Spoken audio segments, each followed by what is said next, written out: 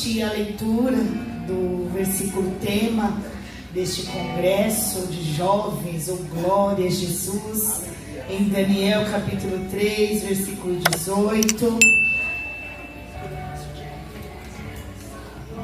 Glória ao Senhor, aleluia. Oh glória. Eu vou tirar mais, porque eu vou me atrapalhar com o microfone aqui, e aí minha irmã lambança. Daniel capítulo 3, o versículo 18, que diz assim: e se não ficar sabendo, ó rei, que não serviremos aos teus deuses e nem adoraremos a estátua de ouro que levantaste. É forte. Vamos falar junto, mas interpretando o texto, pode ser? A gente fala com autoridade, como se a gente estivesse respondendo o rei Nabucodonosor agora, pode ser? Vamos lá, jovens, daquele jeito que vocês sabem fazer. Vamos lá. Peraí, foi? 1, 2, 3. E se não ficar sabendo, ó rei, que não serviremos aos teus deuses, nem adoraremos a estátua de ouro que levantaste. Amém, queridos, podem se assentar. Eu louvo ao Senhor por estar aqui essa noite. Eu também não conhecia essa linda congregação. Pastor Otoniel é nosso amigo, a sua esposa, nossa amiga, né? E é daqueles amigos que a gente não precisa estar na casa para ser amigo, mas que quando se encontram sempre, né, estão em comunhão. Isso é muito bom, irmãos. O Otoniel nos socorreu muitas vezes. Meu esposo, o evangelista Alain, ele é músico, né? E ele sabe, né? Aí vai os encontros, precisa de tecladista, ele é um ótimo tecladista. Agora descobri que ele também é um ótimo baixista, um ótimo cantor, deixa a segunda voz, ele lidera, é uma bênção. E eu estou muito feliz com o que o Senhor tem feito na vida de vocês. Muito feliz, e que a igreja entenda, esse é um homem de valor, um homem de caráter. O Otoniel, desde quando eu conheço ele, é sempre assim, esse jeitinho, servindo ao Senhor com interesse de coração. E eu louvo ao Senhor, eu fico muito feliz quando vejo Deus levantando e usando os servos dele na presença do Senhor. Como minha mãe falou aqui, minha mãe me antecedeu, meu esposo, ele é evangelista Alain, e nós estamos numa semana muito corrida na nossa igreja, porque nós estamos recebendo a Comadesp, que é o encontro das Assembleias de Deus. Então vem gente do Brasil inteiro. Inclusive na nossa congregação a gente recebeu um ônibus com 67 índios que estão hospedados na nossa igreja. Então a gente teve que preparar a igreja, fazer dormitório, fazer chuveiro, várias coisas. Então a gente está numa leva de trabalho intenso, desde segunda-feira, lavando igreja, lavando porta, lavando janela. Sabe quando você vai receber visita, que você faz aquela limpeza que só a mulher sabe? Então, pois é, com a VAP ali, vai, limpa e tira limo e vai. E eu sou daquelas pessoas, irmãos, que onde precisa eu tô no meio. Se precisa de limpar, eu tô no meio. É para lavar a banheira, eu tô no meio. É para cantar, eu tô no meio. É para pregar, eu tô no meio. Ô glória! Porque o servo é assim, o servo não escolhe onde vai servir. Serve aonde precisa, amém, irmãos? Porque o maior servo de todos foi Jesus. O Rei da Glória se despiu da sua glória para assumir forma de servo, a ponto de tirar suas vestes, colocar um avental e descer no mais baixo, para lavar pés de traidor, para lavar pés daqueles que iriam trair ele, mas ele descia. Sabe por quê? Só quem tem consciência de quem é e da sua identidade não tem medo de descer para servir. Porque tem pessoas que acham que são grandes demais para servir, sabia disso? Tem pessoas que só querem servir em alguns lugares que tem destaque. Mas o servo, ele está aonde precisa dele, você vai encontrar. Aonde precisa para servir, eu estou lá. É no círculo de oração, eu estou lá orando com as irmãs. É no culto de ensino, eu estou lá aprendendo a palavra, irmãos. Glória a Jesus, a Deus já está falando, oh glória, aleluia. Então, os meus filhos, hoje nós tivemos um encontro com a juventude da Comadesp, né? Pela misericórdia do Senhor, eu estava ali ajudando a liderar louvor. E os meus filhos tocam também. Meu filho é baterista e minha filha é tecladista. Então eles foram cantar hoje na sede. E aí foi todo mundo, irmãos. Aí me deixaram sozinho. Falei, eu não vou, eu fico, porque eu tenho um compromisso, né? Assumi com meu amigo Otoniel, esse esposo. Falei, não, eu vou estar lá, né? Eles mandando imagem. Falei, não, deixa aí, depois eu vejo.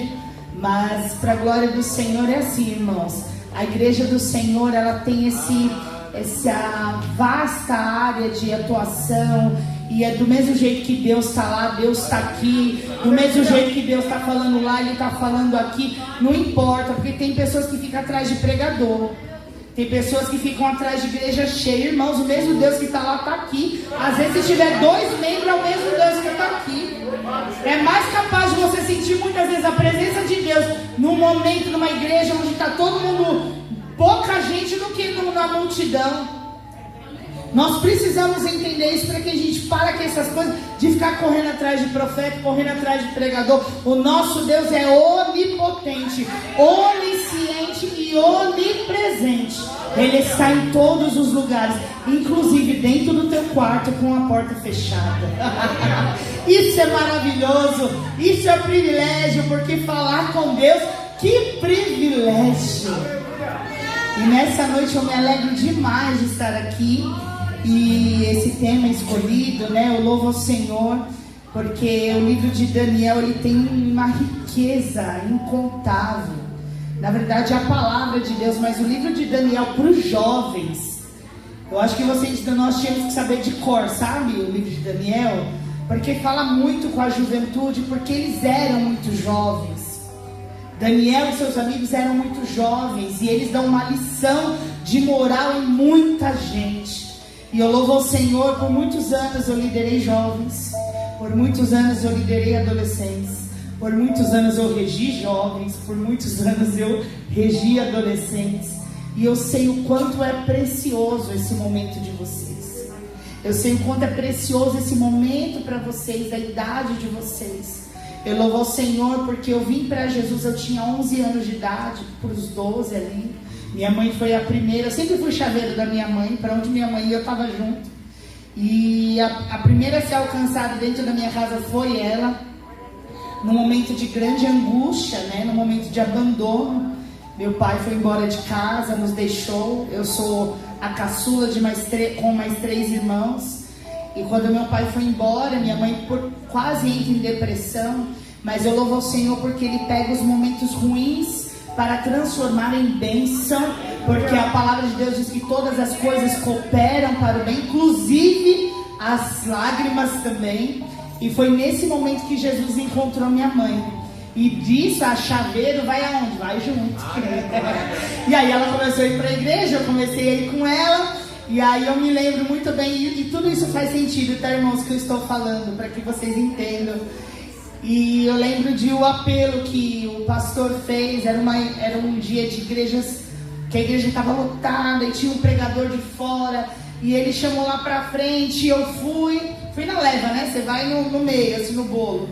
E aí na hora que ele perguntou se quer aceitar Jesus, eu nem sabia o que era aceitar Jesus, é de comer, é de vestir o que quer, sabia. Mas levantei minha mãozinha lá no meio. E eu falo que a decisão não pensada, melhor que eu já tomei na minha vida, melhor do que muitas decisões que eu poderia passar semanas pensando, foi aceitar Jesus. Irmãos, como é precioso. Como é precioso ser filha do Senhor. Como é precioso fazer parte da igreja do Senhor. Como é precioso estar em comunhão com o Senhor. Não tem nada melhor. E nisso já se fazem 30 anos que eu sirvo ao Senhor em Jardim das Camélias. Foi ali que eu conheci meu esposo. Viu, jovens?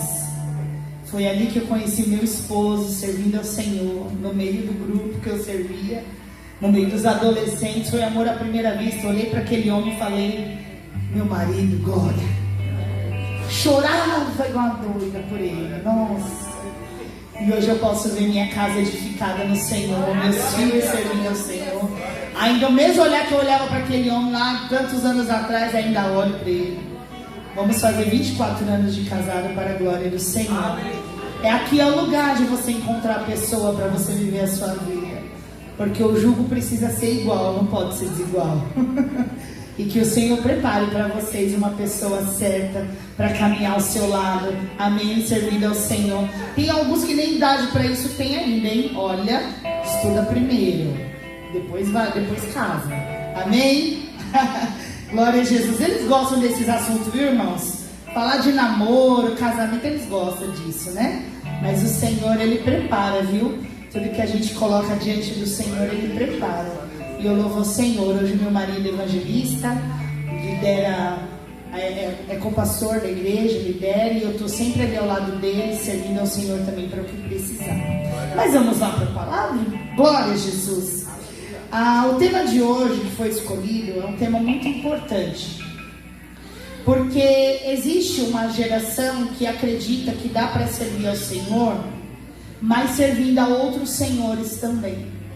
E nós precisamos entender o que narra esse texto, é muito precioso. A Netflix perde para o livro de Daniel, porque a história é maravilhosa e nós vamos entender um pouquinho daquilo que foi escolhido da direção do Espírito Santo. O que nós precisamos entender? Israel era um estado unido, ele era um país unido, vamos dizer assim, para que vocês possam entender.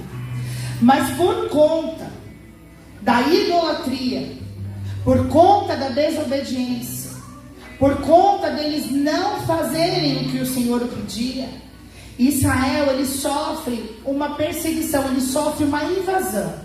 Enquanto Israel servia ao Senhor, porque eles são o povo escolhido de Deus, eles são o povo que Deus tratou com todo carinho, eles são o povo que Deus vem guiando eles lá, desde Abraão, Isaac, Jacó, e Deus guiando sempre esse povo. Mas como sempre, dentro da natureza humana, sempre o desejo de fugir de Deus. Lembra de Adão? Quando Deus chega para visitar, ele sempre fugindo de Deus. E assim a natureza caída humana, ela se torna dessa forma. Deus sempre buscando se relacionar com o seu povo. Deus sempre usando profetas para falar com o seu povo.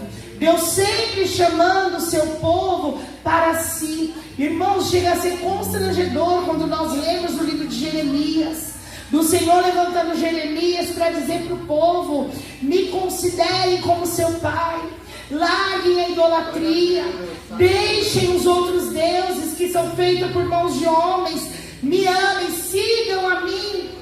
E nós vemos o povo sempre se distanciando de Deus. Enquanto o povo estava unido com Deus, não havia aquele que se levantasse e que resistisse. Porque o nosso Deus, Ele defendia o seu povo. Ele mandava um anjo que matava exércitos inteiros. Deus confundia as nações estranhas que vinham para invadir, e confundia a ponto deles se matarem a si mesmo, mas dava vitória para o seu povo. Mas o chamado de Deus para o seu povo voltasse para Ele, não é porque Deus precisa de amor, não é porque Deus precisa de atenção, é porque nós precisamos. E Deus sabe que nós, sem Ele, nós somos fracos, somos carentes, não podemos ir nem na esquina se nós não tivermos Deus, irmãos. Porque o inimigo, ele é terrível. E sem Deus ele já teria nos devorado. E Israel, por eles terem se desviado, por eles terem deixado Deus, por eles terem querido ser como os outros povos, agora vem, Deus envia os seus profetas para alertar: se vocês não se voltarem para mim, eu permitirei que povos inimigos venham e saqueiem a cidade e destruam a cidade. E foi exatamente o que aconteceu, irmãos. Deus mandava os profetas, em vez deles ouvirem os profetas e darem voz aos profetas, eles preferiam não ouvir, a ponto de jogar Jeremias em cisterna, a ponto de matarem profetas, porque eles queriam viver como bem entendiam. E ainda eles olhavam e falavam: não, Deus é bom, não vai fazer nada conosco. Depois lê lá Jeremias capítulo 3. É triste de ver, porque, irmãos, para servir ao Senhor não tem como servir a dois senhores. O Senhor vai chegar a tratar como uma prostituta que se prostitui. Ele vai tratar como uma esposa adúltera. Ele vai tratar o seu povo dizendo: vocês são como uma mulher adúltera. Eu sou teu marido e você me trai todos os dias com deuses estranhos. E isso são deuses que têm boca e não falam, têm ouvidos e não ouvem, têm pés, mas não andam, têm mãos, mas não apalpam. Mas ainda assim, eles trocaram o Deus vivo por imagens de escultura, copiando os povos inimigos. E agora, por conta disso, vem Babilônia. E é bem claro no capítulo 3, no capítulo 1, quando você vai ler, que vai dizer que o próprio Deus permitiu Babilônia invadir, porque o reino está dividido, Judá e Israel agora. A idolatria toma conta de Israel. Judá ainda tenta ali se manter, mas também não consegue copiar a idolatria de Israel. O reino está dividido, 10 tribos para um lado, 2 tribos para outra. E Babilônia vê na fragilidade da divisão uma oportunidade para invadir e saquear. Porque assim que o inimigo age, irmãos, aonde tem divisão, tem fragilidade. Por isso que o Senhor nos instrui a não sermos unidos. Por isso que o Senhor nos instrui a nós termos comunhão uns com os outros. Porque se tem divisão, tem dedo do diabo no meio. Porque se tem disse-me disse, fofoca para lá, murmuração para lá, tem dedo do inimigo no meio. Porque o reino dividido não subsiste. Por isso a igreja do Senhor precisa estar unida. É trabalho de irmãs, todo mundo participa. É trabalho dos jovens, todo mundo se une para participar. É trabalho das crianças, todo mundo se une para participar, irmãos. Nós precisamos vigiar nisso. Porque muitas das vezes tem um trabalho, não, mas é o trabalho do outro grupo, não é meu trabalho, por isso não vai para o culto. Quantas vezes, acho que aqui não tem não, viu, pastor Antônio? Não tem não, só no Camelo. Às vezes o trabalho das crianças acontecendo lá para lá, no fantochinho, porque a linguagem deles é diferente. Aí você procura os irmãos, onde estão os irmãos? Lá fora conversando. Deus não fala com criança também, não? Pois saibam, é um ministério que hoje em dia tem sido mais atacado. Ministério infantil. A igreja precisa se levantar para orar. Orar por eles, porque eles são inocentes. Eu fiz um curso da PEC uma vez e dizia que a mente da criança é de quem chegar primeiro. Você vai deixar quem chegar primeiro na mente do teu filho? Igreja do Senhor, nós vamos deixar quem chegar primeiro na mente das nossas crianças. E aí nós vemos uma chuva de celular, né, na mão. E vai para lá, vem para cá, irmãos, vigia. Mas onde há divisão, há dedo do inimigo. E Babilônia vê a fragilidade. Já Deus permitindo acontecer, porque Deus havia falado que ia levar eles em cativeiro. Para que eles aprendessem, para que eles se lembrassem quem Deus era na vida deles. E foi o que aconteceu. Babilônia entra, Nabucodonosor, guiado por Nabucodonosor, entra em Judá e leva uma leva de gente. Saqueia o templo, aquilo que era honra para Judá, aquilo que era honra para Israel, Jerusalém, o templo de Salomão, aquela maravilha. Agora Nabucodonosor vem, rouba os vasos, rouba os utensílios, destrói as portas, destrói tudo. E tudo que era de melhor em Judá, Nabucodonosor leva. E sabe quem estava nessa leva? Os jovens, os mais inteligentes. Aqui vai dizer na palavra que eram os nobres. E aí eu vejo, jovens, eu estou aqui diante de vocês. Como vocês são preciosos diante do Senhor. Como diante do que a gente vê lá fora, vocês são lindos. como vocês são diferenciados.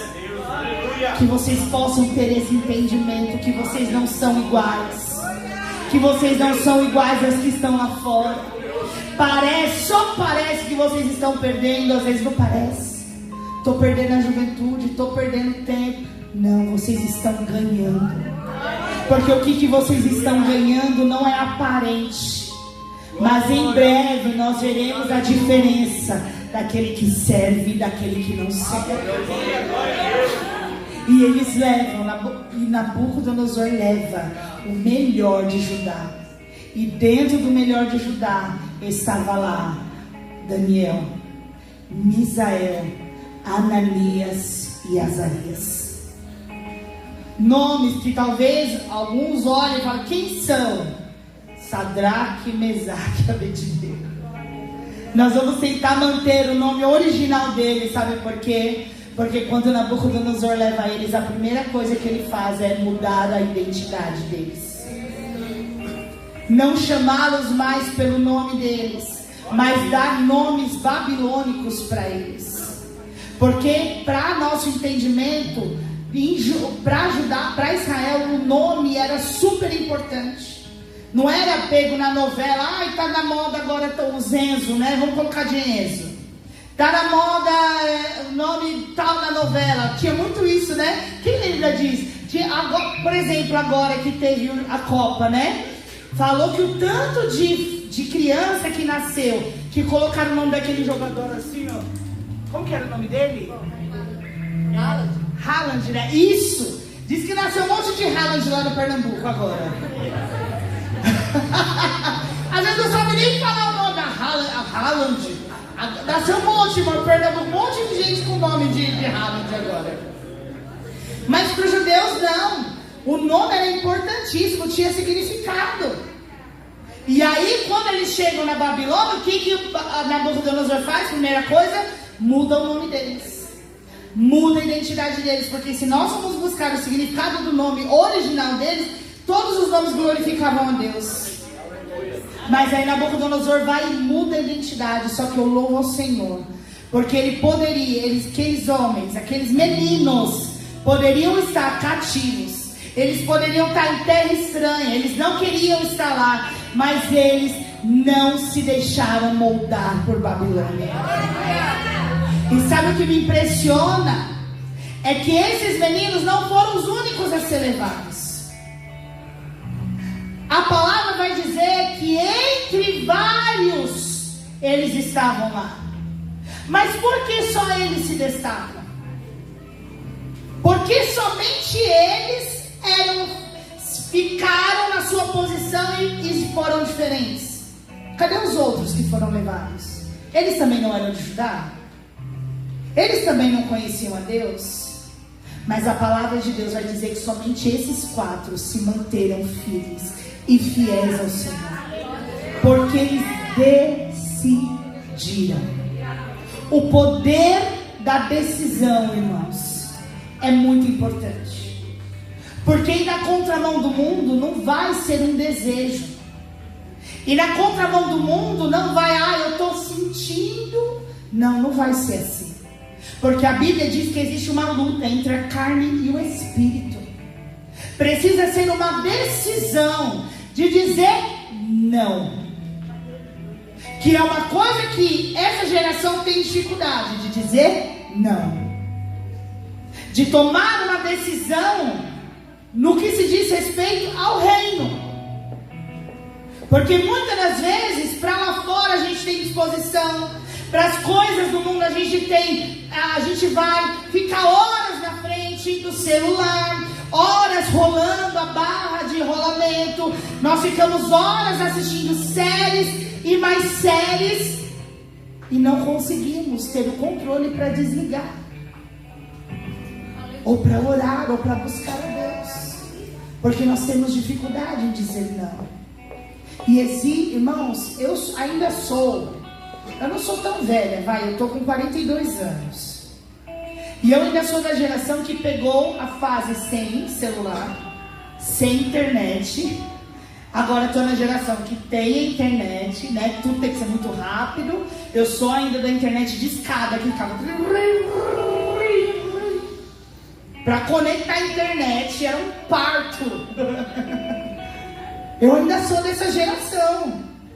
Sou uma sobrevivente agora, né? Somos os últimos a saber o que é o antes e o depois. E essa geração, irmãos, eu tenho medo por eles. Porque está vindo coisa pior que a inteligência artificial. Ainda essa semana nós estávamos comentando lá na igreja, conversando sobre isso. Irmãos, já tem uma pesquisa que diz que essa geração ela está emburrecendo. Foi feita uma pesquisa, um enquete, um estudo, que diz que o que teria que ser essa geração ser mais inteligente do que a geração que passou, dos pais. Mas está sendo ao contrário, eles estão emburrecendo. E existe uma arma do inimigo nisso. Porque hoje, muitas vezes, a gente nem sabe mais como escrever a palavra. A gente dá um Google que está lá. A gente pede para IA e está lá. É boa, é uma ferramenta boa? Em termos, sim. Porque nos ajuda muito. Banner de igreja, né? A gente usa para divulgação, a gente usa para evangelizar na internet, ok? A gente faz vídeo. Estava vendo aqui o irmão da mídia, né? Isso é muito bom. Mas para algumas coisas, a escola hoje já tem dificuldade em aplicar uma prova simples. Porque na IA, rapidinho, você consegue pegar todo o conteúdo. Você consegue pegar as respostas rapidamente sem ninguém nem ver. E a escola, eu conheço uma moça que era diretora, ela falou, a gente está com uma problemática porque a gente não sabe o que fazer. Por quê? Se pega a resposta pronta, não aprende. É simples, irmãos. Como que vai ser a futura geração de médicos? Como vai ser a futura geração de professores? Como que vai ser? E já existe essa preocupação.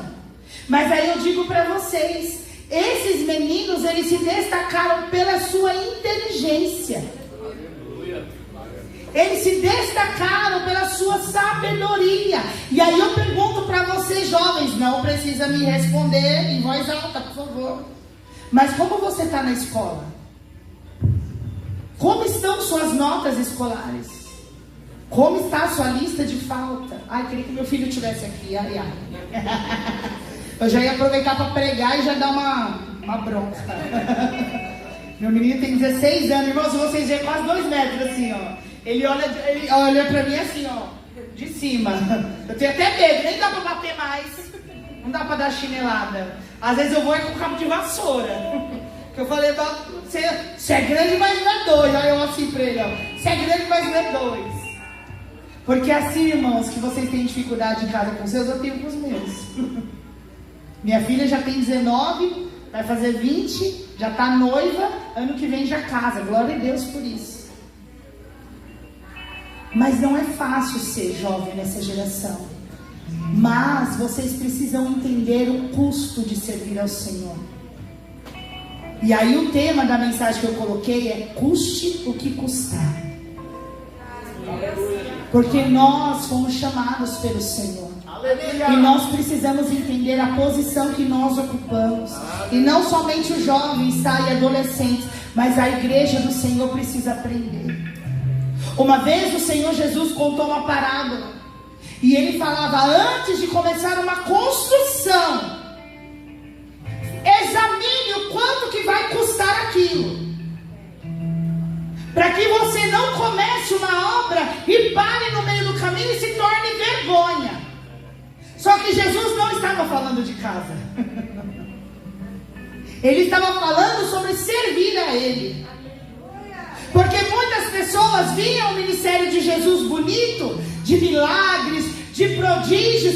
Senhor, eu quero te seguir. Ele falou, tem certeza? Tem certeza que você quer me seguir?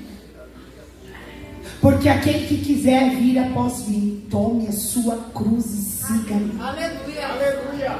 Siga-me. É perdendo para ganhar, como vocês cantaram. É morrendo para viver. É o evangelho, é isso. gostoso estar todo mundo ali. Eu sempre gostei de fazer evento. Cadê as líderes? Fazer evento. Eu fazia acampamento na igreja, louca, líder. Com 25, 30 adolescentes acampando na igreja. Aí a minha líder da sede falou: Aline, você não tá bem da cabeça não, né? Você vai fazer acampamento? Falei, vou fazer acampamento. Decorava tudo, deixava tudo bonito. Quarto das meninas, quarto dos meninos. Fazia uma fogueira no pátio, comprava marshmallow, bora. É maravilhoso. Mas o evangelho não é só isso. Sabe por quê? Aí às vezes a gente fica empolgado por causa de evento. Mas o mundo é especialista nisso, em chamar a atenção. Estava aqui do lado, ó. Quando eu cheguei, musicona, ó, pá, pá, pá. Churrasco comendo solto, sambão comendo solto. O mundo é especialista em distrações. É bom se reunir para ter uma comunhãozinha, uma pizza, é ótima, mas o evangelho não é isso. E vocês precisam entender o custo de servir ao Senhor. Nós precisamos entender o custo de servir ao Senhor. Porque a salvação é de graça, mas não foi de graça.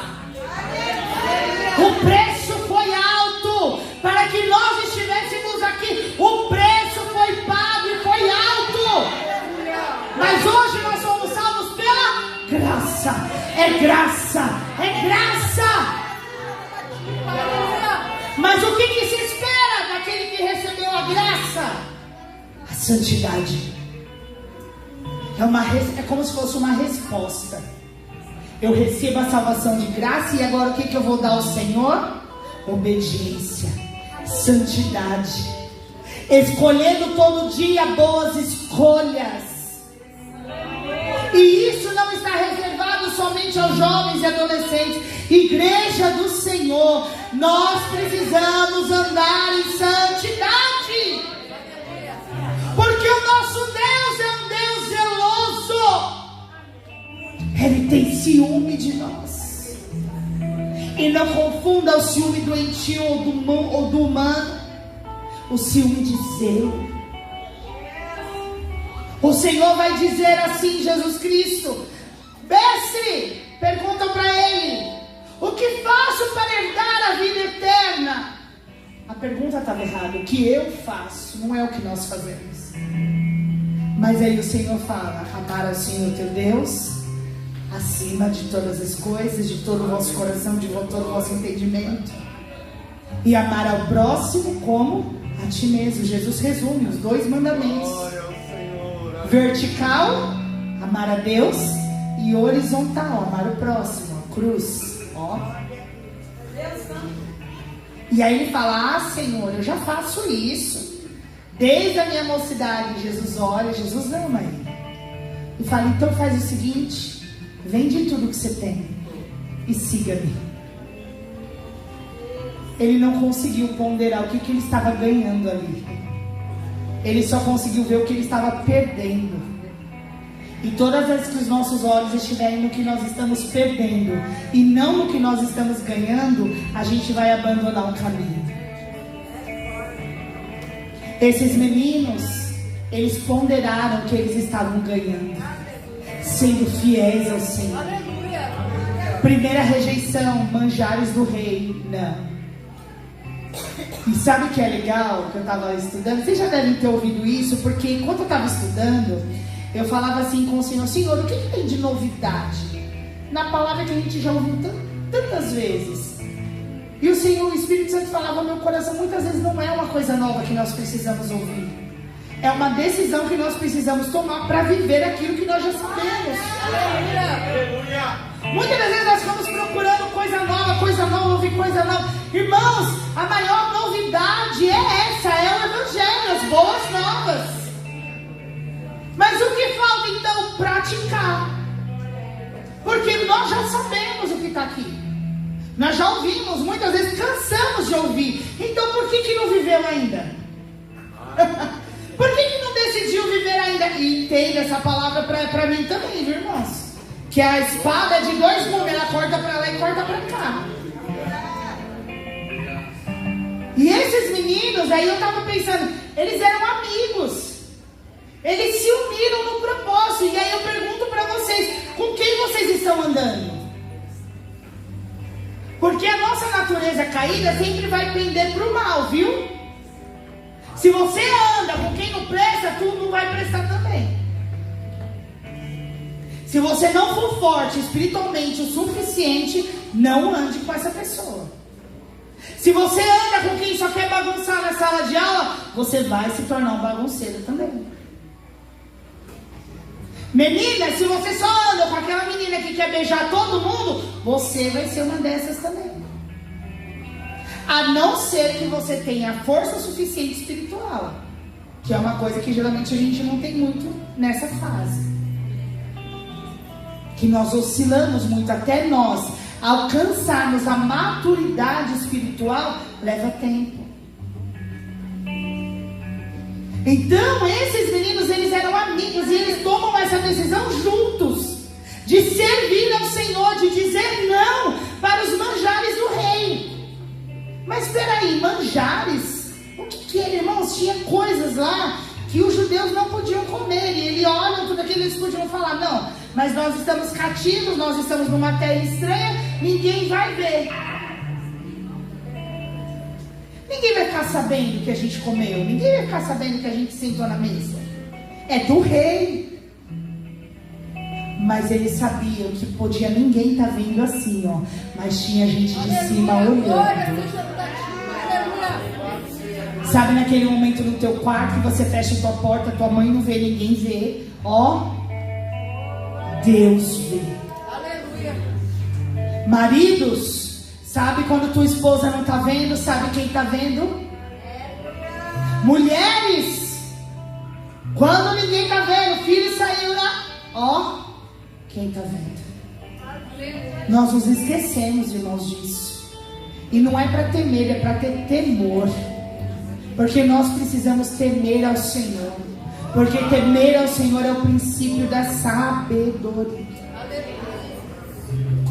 E esses meninos, eles tinham consciência de quem Deus era. E eles decidem não se contaminar. Eu queria muito que vocês saíssem daqui hoje decididos, prontos a tomar uma decisão. Sabe por quê? A aliança que Deus fez com o seu povo, ela permanece.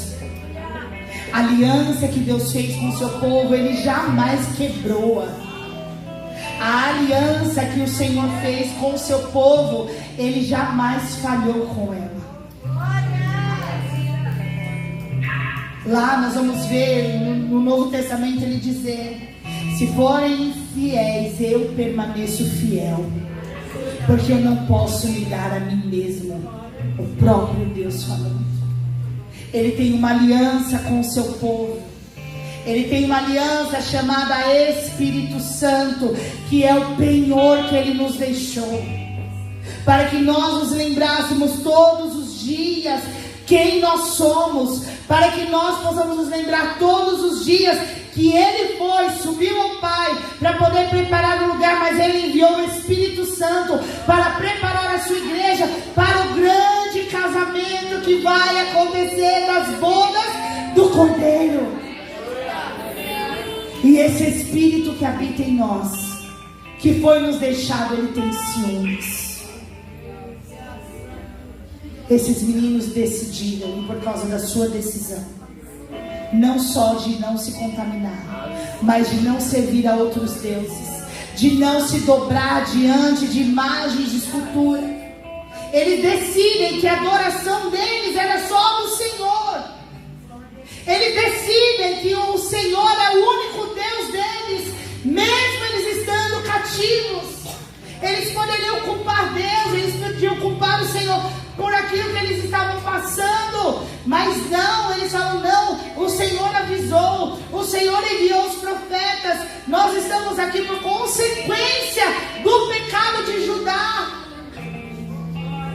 E eles falam: Judá pode ter pecado, mas nós vamos permanecer fiéis.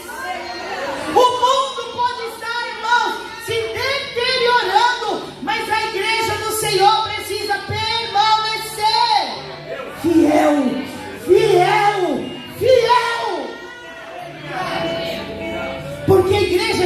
de noiva. Ninguém casaria com alguém infiel. Você se casaria? Você se casaria com alguém que você sabe que é infiel?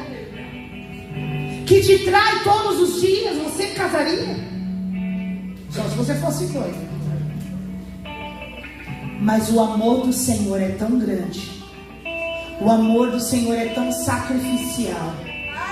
E Ele nos ama tanto que Ele nos chama ao arrependimento. E se você se arrepender, existe um lugar para você. O Senhor, Ele nos ama, irmãos. Chega a ser constrangedor quando nós vamos ler o livro de Oséias, que Ele vai usar a representatividade daquela mulher adúltera para comparar ao seu povo que havia traído ao Senhor. Porque muitas das vezes nós não temos um ídolo feito por mãos de homens. Muitas vezes nós não temos um ídolo que a gente possa ver. Mas e o ídolo do coração? O ídolo do coração, ele é tão prejudicial quanto o ídolo na mão. E sabe o que é um ídolo na nossa vida? Tudo aquilo que ocupa o nosso tempo no lugar de Deus. Tudo aquilo que ocupa o lugar de Deus na nossa vida, ele se torna um ídolo. Mas esses jovens, e é tão interessante que no capítulo 2 vai contar sobre o sonho de Nabucodonosor. E vai dizer que ele tem um sonho e ele esquece desse sonho. E ele chama todos os sábios, os mágicos, os astrólogos, tudo, e fala: vocês precisam me falar qual é o meu sonho. Eu esqueci, mas eu preciso que vocês me lembrem. E os astrólogos: não, impossível isso. Não tem como a gente desvendar seu sonho. Eu vou: Nabucodonosor, ele era megalomaníaco, eu acho. E ele vai dizer: então eu vou despedaçar vocês. E olha o que ele fazia, hein? Até que Daniel, na hora que ele ouve que os soldados já vêm para levar eles para a morte, Daniel fala: pera, me dá um tempo que eu vou orar. Me dá um tempo que eu vou orar e o meu Deus vai me dizer qual é o sonho do rei. Irmãos, quem tem intimidade com Deus tem. Não importa a idade, não importa. Deus, Ele levanta quem Ele quer. Você, adolescente jovem, você pode ter intimidade com o Senhor. Criança, você pode ter intimidade com o Senhor. Mulheres, homens, vocês podem ter intimidade com o Senhor. Foi a primeira leitura feita aqui. Buscar-me-eis e me achareis quando me buscareis de todo o vosso coração. E ele ora e Deus dá o sonho de Nabucodonosor para ele. Todinho, irmãos.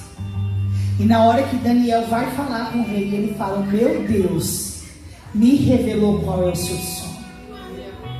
Só que em vez de Nabucodonosor temer a Deus nessa situação, sabe o que ele faz? Levanta uma estátua de 30 metros para ele mesmo, para a glória dele. 30 metros é referente mais ou menos a um prédio de 10 andares. Para um período que não existia prédios, imagina a estrutura que foi feita. E agora ele chama, vamos fazer o seguinte: chama todo mundo, chama toda a Babilônia, coloca todo mundo aqui, porque na hora que a música tocar, todos vão ter que se dobrar diante da minha imagem. Irmãos, misericórdia. Enquanto estava estudando, o Senhor falava: por que tem que ter música no meio? Porque a música é uma ferramenta de adoração. E aí eu pergunto, vou dirigir novamente para os jovens, tá bom, irmãos? Qual que é a sua playlist? O que você anda ouvindo? Porque dependendo do que você ouvir, eu vou dizer quem é o teu Deus. Porque, irmãos, mães, eu vou falar para as mães, eu como mãe aqui agora, e pais, vigiem os seus filhos. O tanto de música que fizeram em adoração satânica não está escrito. Músicas que parecem bobas, bestinhas, mas que quando você vai ver por detrás, tem ídolo no meio. Tem adoração ao diabo no meio. tudo essa leva, Beyoncé, Cardi B, tudo essa estrangeira aí. Inclusive tem uma cantora brasileira, a Anitta, todo mundo já sabe, né? Não tá gravando, né? Ô irmão, você é processada depois. Mas tem uma outra cantora que ela faz um pacto no palco. E as pessoas estão tudo lá achando que é musiquinha boba. E estão tudo fazendo pacto com o diabo junto dela. E aí é inadmissível, adolescentes. Nós temos na nossa playlist diária músicas que não glorificam a Deus. É inadmissível. Sabe por quê? Essas músicas, elas atraem coisas ruins para nós. Você se sente fraco, você se sente sem força. Agora põe um louvor de Chico Cavalhais para ver. Ô glória! Quando eu preciso, chamo por... Até dá um ânimo assim, né? Ui, glória, minha fé até aumentou. Ou você põe uma Juliane Souza. Ah, Jesus, quebra o meu orgulho, faz-me olhar pra ti. Aleluia! Ô irmãos, olha a diferença. A fé parece que dá, faz igual carga de celular. Aumenta na hora. Porque a gente sente tanta fraqueza, tanto desânimo. Eu me lembro da minha fase, eu tinha um Walkman. Vocês nem sabem o que é isso. Walkman. Quem aqui não sabe desse tempo? Meu Deus. Aí já revelou a idade, né? A fitinha cassete lá, que a gente ouvia de um lado e tinha que virar para colocar o outro. Meu Deus, ajuda, Jesus. Eu ficava cantando, ouvindo música de Leandro e Leonardo. Vivia na derrota, sofrência, apaixonada. Só para baixo, só descendo. Mas na hora que eu entendi, que o que nosso ouvido ouve, irmãos. Vocês sabiam que a pessoa só consegue falar se ela ouve? Vocês sabiam disso? Por isso que muitas vezes a pessoa surda não fala, ela emite sons. Já ouviu? Porque ela não consegue ouvir.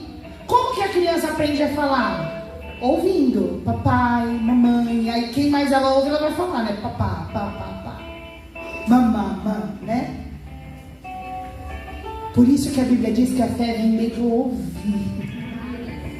A fé vem pelo ouvir. E ouvir o quê? A palavra de Deus. A palavra de Deus. Por isso que nós precisamos apurar os nossos ouvidos para ouvir o Criador. A palavra do Senhor diz que a ovelha ouve a sua voz e o reconhece. Aleluia! O que está saindo da tua boca é o que você está ouvindo do Senhor. Nós precisamos ouvir ao Senhor.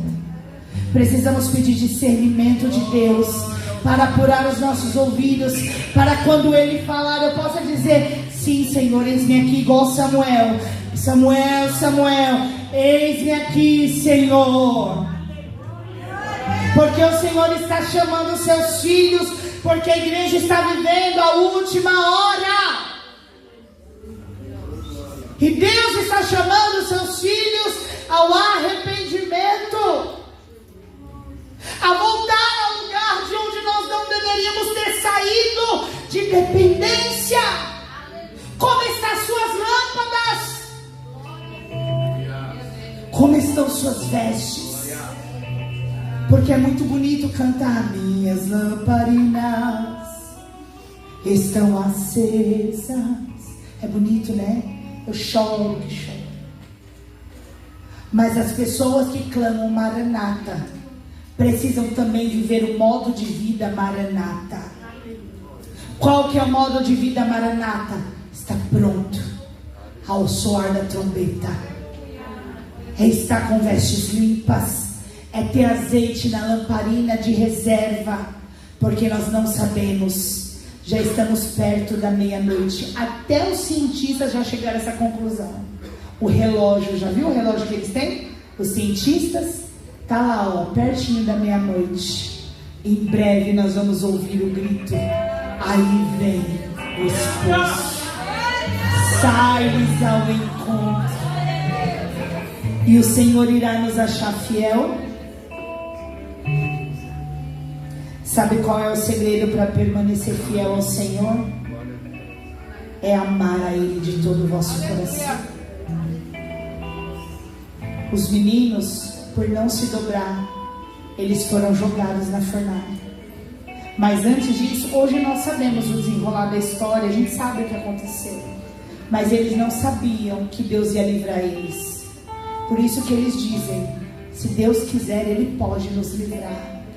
Mas ainda que Ele não nos livre, nós não nos dobraremos. Porque muitas das vezes eu ouço muito dos adolescentes, eu morreria pelo Senhor. Mas se você não está disposto a viver por Ele, muito menos de morrer por Ele. Porque esses meninos, eles declararam isso porque eles viviam para Deus. A vida deles era para servir ao Senhor.